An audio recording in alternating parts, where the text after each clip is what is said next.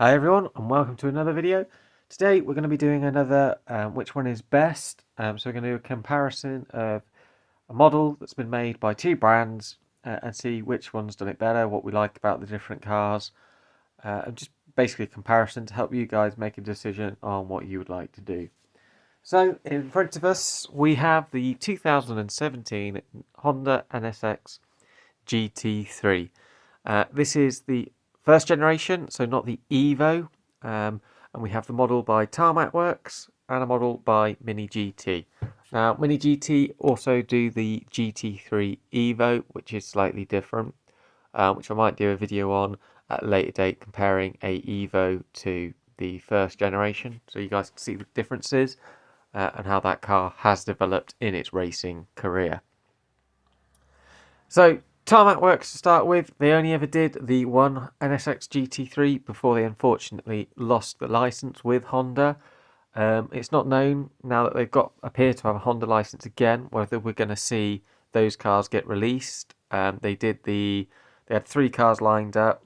They had a similar livery to this, but from the Suzuka 10 Hours, the Car Guy livery, which is like a fluorescent yellow, which we've also seen on Ferraris at Le Mans, which was also from the Suzuka 10 Hours, and there was also the Modulo team, which is like a black, silver, and red Modulo livery. We didn't get to see any of them get released, unfortunately, which was a big shame. So we only ever will see, at the moment, it appears, this one casting, which they did a really good job on. Normally retails around £20. I have seen it discounted at the moment, $14.99, because there's still stores that have them. It didn't seem to be a very popular car to buy. Probably not helped by the fact that actually this car didn't really do very well in its race, and we'll come to that when we have a look at it in a minute.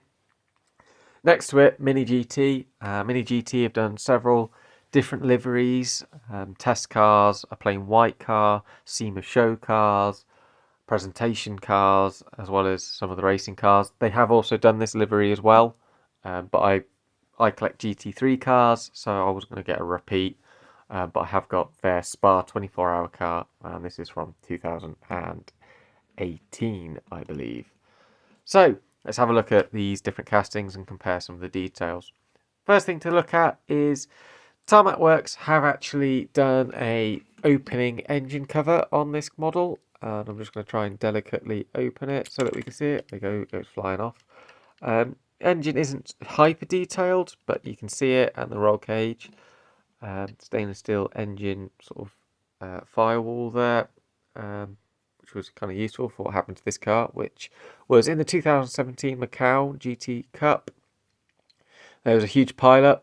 One of the lead AMGs went into the barriers at Police Bend, I think it's called. And the cars behind basically could not avoid it, and every car from that point on basically slammed into a massive pileup, to the point that this Honda NSX ended up, I think, quite crumpled up underneath an Audi R8, which was sort of lodged up over the top of it. I mean, if we want to sort of replicate it, it was almost like that. So quite a big wipeout, lots of damage. The car was repaired and did reappear for the second race, but retired due to various technical issues, probably as a result to the crash. So it didn't have a very successful debut at the Macau GT World Cup, and we've never seen an NSX back there, unfortunately. The NSX GT3, really, it's sort of mainly seen in being raced as an Acura, in IMSA, or in the Super GT series. We do have the Honda team do compete with one in the Continental Challenge, and they did nearly win Kyle Army, but unfortunately, poorly timed safety car meant that they went for a pit stop, and then ended up coming out behind the BMWs, who didn't make a pit stop and therefore lost the race because it finished under the safety car. Yeah, a bit similar to the Grand Prix, except the opposite way around. But it's a really nice casting. They've done a really good job on it. It's a shame they never produced it more. So if we have a comparison with the MiniGT, so MiniGT is the Spa 24-hour car. No opening engine hood on this car. So just to compare, £20 roughly. These retail about $12.99. Both have plastic lenses for the tail lights, but Tarmac's is definitely done a lot better. You can see the Mini GT's isn't bad. I just think it's more reflective. The actual rear of the Tarmac Works looks a lot wider. The tail lights look a bit more squished together on the Mini GT. That's one thing I've noticed. The wing is also higher, which basically is the whole car that Mini GT have done. If we have a look at it, sits a lot higher than Tarmac Works. Not helped by the fact that the wheels are a little bit smaller. I think the actual stance and aggression of the car, Tarmac Works have caught a lot better. The Mini GT just sits too high, but it does mean it rolls better. He says that, but I've got a jammed wheel here. This wheel doesn't seem to roll very well, which is, I think, where it's probably just been on the shelf. It seems to be okay now. You get the sort of flexible mirrors. I say they're flexible, but they're not really. They're quite hard, actually, on this one. They don't have the reflective plates either on it, on the Mini GT. Whilst if we have a look at the Tarmac Works, you've got a reflective material that sits in the mirror, which is a lot better. You've got aerial details, things like that on Tarmac Works. The Mini GT car should have aerials. It's a 24-hour race. It would have a radio mask. In fact, it would probably have several. Grill-wise, again, the front end, I think Tarmac Works wins here. These are only very thin plastic sort of headlights. They do have like an LED effect on them. I'll get the camera to focus.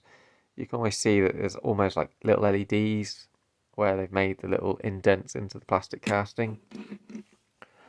Tarmac Works has got it a little bit, but not quite to the same level. But the headlight is bigger, thicker, and in my opinion, looks more correct. I think the Mini GT's is too small. In fact, I think Mini GT's is actually a little bit narrower. If we try and get the cars lined up, size, well, okay, so size-wise they are about the same width. In fact, the Mini GT looks like it should be wider, but somehow it looks narrower because everything seems to be sort of squidged more into the centre, whilst I think the Tarmac Works, everything seems to be spaced out a lot better. I also prefer the fact that this has got like a nice, almost metal effect to the front front grille surround, front intake, whilst this is just silver paint. It just doesn't have the reflective qualities that I think the car should have. Photo etch badge as well on the Tarmac Works. You don't get that on the Mini GT. Obviously, these are different price points, but I do think you get sort of a lot better car from Tarmac Works than you get from the Mini GT. This isn't a bad model by any means.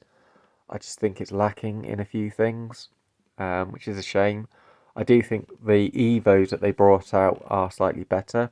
Mirrors are also completely different sizes. Tarmac Works, again, looks more correct when I've done any comparisons. If we look into the side pod, you do have some detail in here to make it look like a grille. Whilst Tarmac Works is actually just black, so that's actually Mini GT better on that front. So I'll give them credit for that. But overall, the Tarmac Works, I think, is a far better model. I'll let you guys sort of decide. If I do some side by side, there you go. So that's the side on view.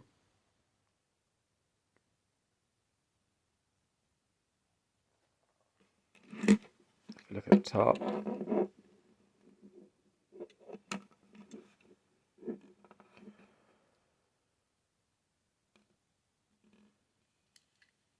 I think this area here as well, the Tarmac Works, it looks a lot better. They've actually got a grille in there, which you can't quite see, but it is a textured grille, whilst Mini GT, if you see there, it's just green.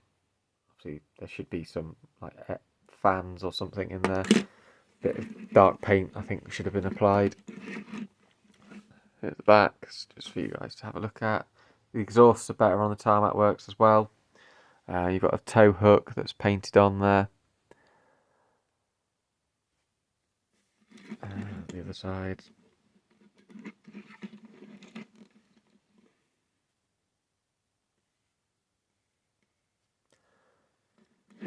And there's the front ends.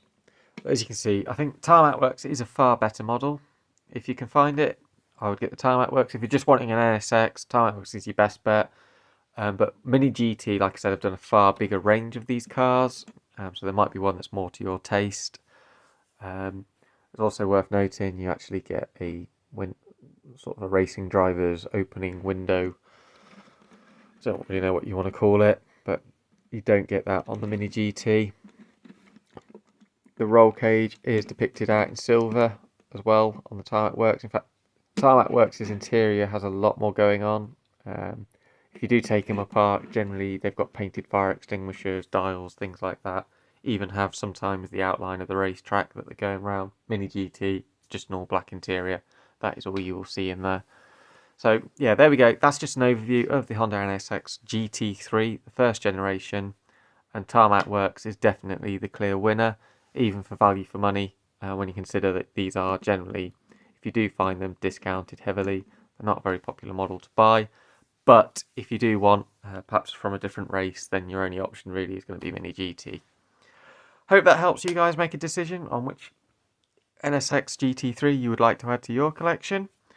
If you've got any questions, or if you've got anything that you've noticed between the two cars, or if you prefer perhaps the MiniGT, let us know. Leave a comment. We'd like to hear from you. Hope you've enjoyed the video. Catch you for the next one.